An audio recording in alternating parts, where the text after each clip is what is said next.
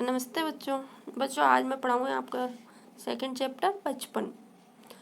तो थोड़ा सा मैं इसके बारे में बता देती हूँ बच्चों। इस चैप्टर के अंदर लेखिका ने अपने बचपन के बारे में आपको बताया है कि वह बचपन में क्या क्या करती थी, क्या खाती थी, क्या पहनती थी। उन सब चीज़ों के बारे में इस पाठ के अंदर आपको बताया है। तो बच्चों ध्यान से सुनना, आपको ये पाठ बहुत ही अच्छा लगेगा। तो शुरू करते हैं अपना पाठ। मैं तुम्हें अपने बचपन की ओर ले जाऊंगी। तो बच्चों इस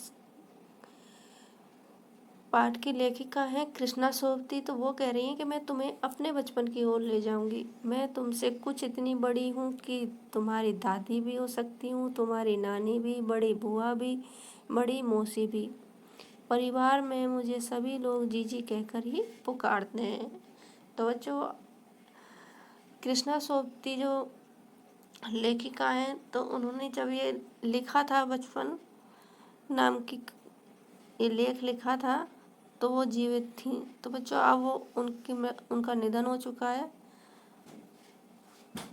तो वो बता रही हैं कि मैं कितनी बड़ी थी तब, अब तो मैं क्या हूँ, तुम्हारी नानी दादियों के समान बड़ी हूँ। लेकिन जब मैं छोटी थी तुम्हारे बराबर, बचपन में बच्चों के बराबर तुम्हारे बराबर थी, तब मैं क्या करती थी।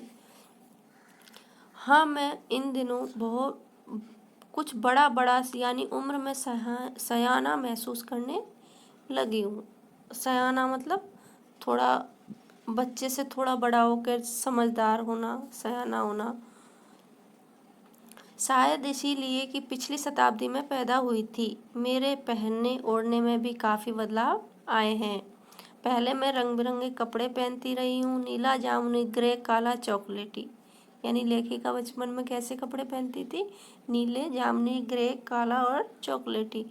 अब मन कुछ ऐसा करता है कि सफ़ेद पहनो, गहरे नहीं हल्के रंग। मैंने पिछले दशकों में तरह तरह की पोशाकें पहनी हैं। बच्चों पोशाकें होती हैं हमारी ड्रेस। पहले फ्रॉक, फिर निकर वॉकर, फिर स्कर्ट, लहंगे, गरारे और अब चूड़ीदार और घेरदार कुर्ते। तो बच्चों सबसे पहले लेखिका ने फ्रॉक पहनी, फिर निकर वॉकर।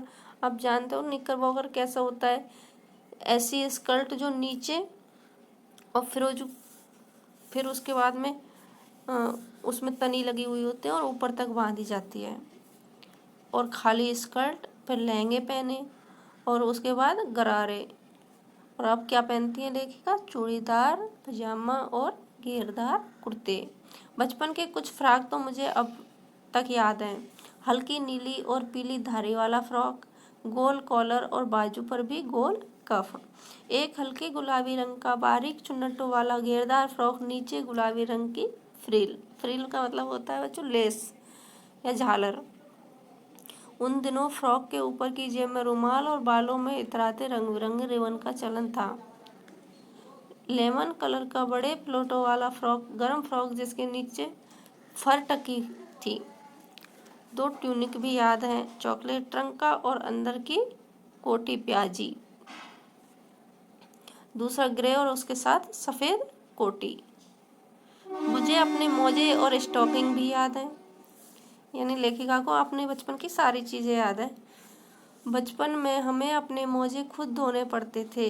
वह नौकर या नौकरानी को नहीं दिए जा सकते थे, इसकी सख्त मनाही थी। यानी कि मोजे धोने के लिए नौकर या नौकरानी को नहीं कहा जाता था बच्चों, उनके लिए सख्त मना थी कि अपने मोजे खुद धोएंगे।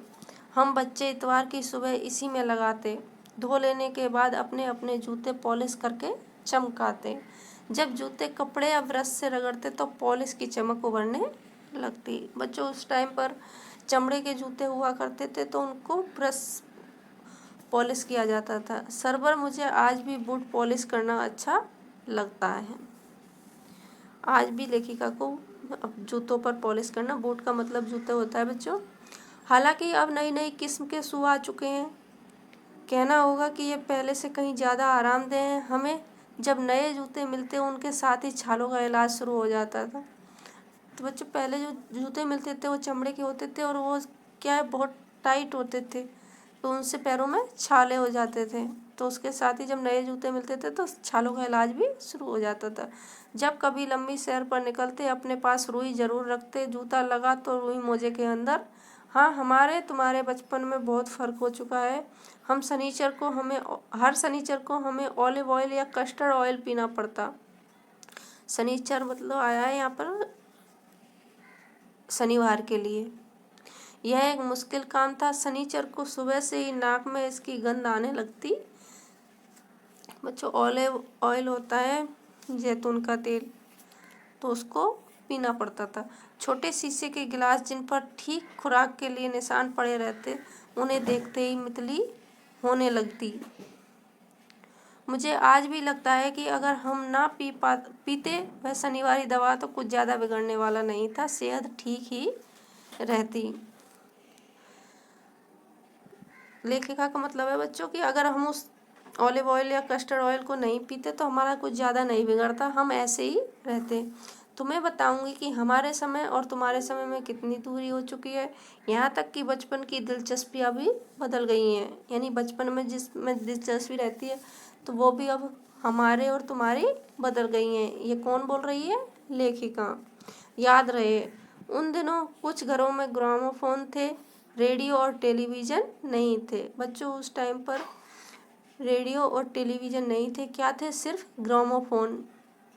हमारे बचपन की कुल्फ़ी आइसक्रीम हो गई। यानी कि जब लेखिका के बचपन में जो कुल्फ़ी मिलती थी अब उसको क्या कहते हैं? आइसक्रीम।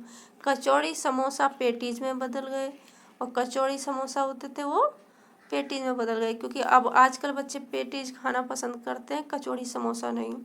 शहतूत और फालसे और खसखस के शरबत कोक और पेप्सी में। यानी कि उस टाइम पर लोग शहतूत का, फालसे का और खसखस का शरबत पिया करते थे, लेकिन अब लोग क्या पीते हैं बच्चे? कोक और पेप्सी। उन दिनों कोक नहीं, लेमनोट बिमटो मिलती थी। शिमला और नई दिल्ली में बड़े हुए बच्चों को वेंगर्स और डेविको रेस्तरां की चॉकलेट और पेस्ट्री मजा देने वाली होती। हम भाई बहनों की ड्यूटी लगती शिमला मॉल से ब्राउन ब्रेड लाने की। हमारा घर मॉल से ज़्यादा दूर नहीं था। एक छोटी सी चढ़ाई और गिरजा मैदान पहुंच जाते। वहां से एक उतराई और उतरते और मॉल पर कन्फेक्शनरी काउंटर पर तरह तरह की पेस्ट्री और चॉकलेट की खुशबू मन भावनी का अर्थ होता है बच्चों मन को भाने वाली, मन भावनी। हमें हफ्ते में एक बार चॉकलेट खरीदने की छूट थी। यानी अब के बच्चे रोज चॉकलेट खाते हैं। लेखिका के समय में सिर्फ हफ्ते में एक बार चॉकलेट खरीद सकते थे। सबसे ज़्यादा मेरे पास ही चॉकलेट टॉफ़ी का स्टॉक रहता है। मैं चॉकलेट लेकर खड़े खड़े कभी न खाती, घर लौटकर साइड बोर्ड पर रख देती और रात के खाने के बाद बिस्तर में लेटकर मज़े ले खाती। शिमला के काफल बहुत याद आते हैं बच्चों। एक काफल एक फल होता है, खट्टे मीठे, कुछ एकदम लाल, कुछ गुलाबी, रस भरी कशमल सोचकर ही मुंह में पानी भर आए। चेस्टनट एक और गजब की चीज़, आग पर भुने जाते और फिर छिलके उतार कर मुंह में। तो बच्चों, ये भी एक फल है। चने जोर गरम और अनारदाने का चूर्ण। हाँ, चने जोर गरम की पुड़िया तो तब भी थी, वह अब भी नज़र आती है। पुराने कागज़ों से बनाई हुई इस पुड़िया में निरा हाथ का कमाल है। नीचे से तिरछी लपेटे हुए, ऊपर से इतनी चौड़ी कि चने आसानी से हथेली पर पहुंच जाएं। एक वक्त था जब फिल्म का गाना चना जोर गरम बाबू मैं लाया मज़ेदार चना जोर गरम, यह गाना उन दिनों स्कूल के हर बच्चे को आता था। कुछ बच्चे पुड़िया पर तेज मसाला बुरकवाते। पूरा गिरजा मैदान घूमने तक यह पुड़िया चलती। एक चना पापड़ी मुंह में डालने और कदम उठाने में एक खासी लय रफ्तार थी। छुटपन में हमने शिमला रिज पर बहुत मज़े किए, घोड़े की सवारी की। शिमला के हर बच्चे को कभी न कभी यह मौका मिल ही जाता था।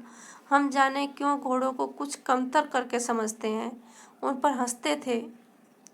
ननिहाल के घोड़े खूब हष्ट-पुष्ट और खूबसूरत। उनकी बात फिर कभी, यानी कि अब उनकी बात कभी और करेंगे। आगे बताती हैं लेखिका। शाम को रंग बिरंगे गुब्बारे, सामने जाखू का पहाड़, ऊंचा चर्च की घंटियां बजती तो दूर दूर तक उनकी गूंज फैल जाती।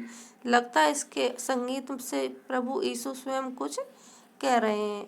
यानी कि शाम का जो टाइम होता था बच्चों,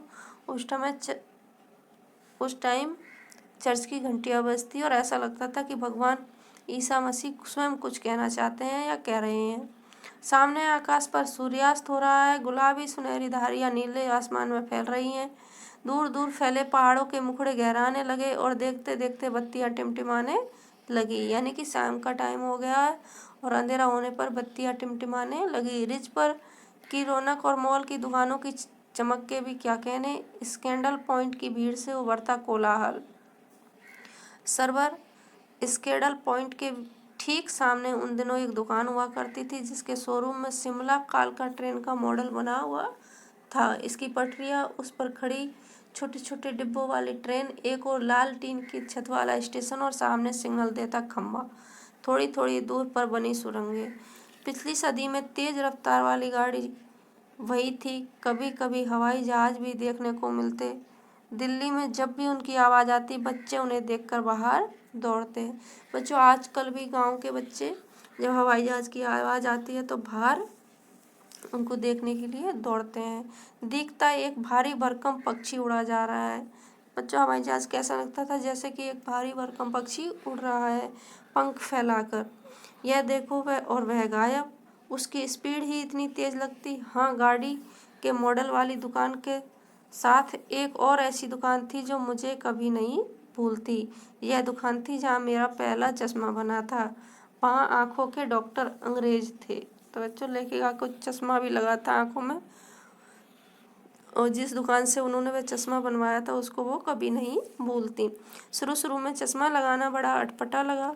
छोटे बड़े मेरे चेहरे की ओर देखते और कहते आंखों में कुछ तकलीफ है, इस उम्र में ऐनक, दूध पिया करो। यानी कि आप तुम्हें अभी चश्मा लग गया, अच्छे से दूध पिया करो। मैं डॉक्टर साहब का कहा दोहरा देती, कुछ देर पहनोगी तो ऐनक उतर जाएगी। यानी कि डॉक्टर क्या कहता था उनसे कि कुछ दिनों पहनोगी तो तुम्हारी ऐनक उतर जाएगी। ऐनक यानी चश्मा। वैसे डॉक्टर साहब ने पूरा आश्वासन दिया था लेकिन चश्मा तो अब तक नहीं उतरा। तो बच्चों लेखिका बता रही हैं कि डॉक्टर ने तो पूरी तरह कहा था कि तुम्हारा चश्मा उतर जाएगा लेकिन वो आज भी नहीं उतरा है। नंबर बस कम ही होता रहा। मैं अपने आप इसकी जिम्मेदार हूँ। जब आप दिन की रोशनी को छोड़कर रात में टेबल लैंप के सामने काम करोगे तो इसके अलावा और क्या होगा। हाँ, जब पहली बार मैंने चश्मा लगाया तो मेरे एक चचेरे भाई ने मुझे छेड़ा, देखो देखो कैसी लग रही है, आँख पर चश्मा लगाया है ताकि सूझे दूर की। यह नहीं लड़की को मालूम सूरत बनी लंगूर की। मैं खींची कि मुझ पर यह क्यों दोहराया जा रहा है, पर शेर बुरा न लगा। जब वे चाय पीकर चले गए तो मैं अपने कमरे में जाकर आईने के सामने खड़ी हो गई। कई बार अपने को देखा, ऐनक उतारी, फिर पहनी, फिर उतारी, देखती रही। सूरत बनी लंगूर की। नहीं नहीं नहीं नहीं, हाँ हाँ हाँ। मैंने अपने छोटे भाई का टोपा उठाकर सिर पर रखा। कुछ अजीब लगा, अच्छा भी और मजाकिया भी। तब की बात थी, अब तो चेहरे के साथ घुल मिल गया है चश्मा। जब कभी उतरा हुआ होता है तो चेहरा खाली खाली लगने लगता है। याद आ गया वह टोपा, काली फ्रेम का चश्मा और लंगूर की सूरत। हाँ, इन दिनों शिमला में मैं सिर पर टोपी लगाना पसंद करती हूँ। मैंने कई रंगों की जमा कर ली हैं, कहाँ दुपट्टों का ओढ़ना और कहाँ सहल सुभीते वाली हिमाचली टोपियाँ। तो बच्चों इसमें लेखिका ने अपने संस्मरण का मतलब होता है बच्चों अपने जीवन के कुछ स्मरणों को संकलित किया है। बच्चों ये वीडियो आपको अच्छा लगा हो तो प्लीज़ हमारे वीडियो को लाइक करें और हमारे चैनल को सब्सक्राइब करें। धन्यवाद।